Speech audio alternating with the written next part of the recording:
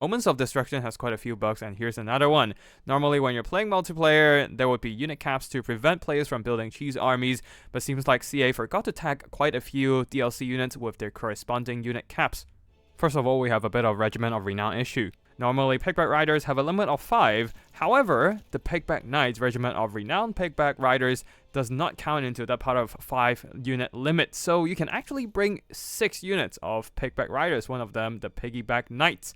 And that is not only limited to the Ogre Kingdoms, the Greenskins have the same issue. Colossal Squigs here, you normally can only bring 2, but the Regiment of Renown once again does not count into the normal limit, so you can bring 3 of them in total with the Acid Burpa plus the regular 2 Colossal Squigs. Same goes for the Snaggler's Death Thrower here.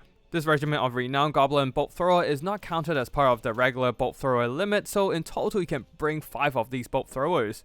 The next and final problem is a tiny bit more alarming. There's a relatively new unit cap called Single Entity Characters, Monsters, and War Machines to limit the amount of single entities in an army. Normally units with substantial melee impact like Lords and Heroes, Giant Constructs or Greater Demons, or Combat Vehicles, they will be counted as part of this unit cap limited to 5 units max. But CA might have forgotten to include the new single entity monsters here. For example, the Slaughterbrute, despite being a rare single entity and is part of that rare single entity cap, it is not included in the 5 unit max normal single entity cap. The Skull Cannons aren't included as well, but I think it's more because they are an artillery, and artillery usually are excluded from this unit cap. Either ways, that means Khorne as a result can field a single entity only army on ranked multiplayer. And all of these units being a substantial melee presence, even the Skull Cannons. The other DLC factions also have a similar issue, the Greenskins here once again seeing the Colossal Squigs and the Acid Burper on the list, managing to field 8 powerful single entities in melee, as the Colossal Squigs including the Acid Burper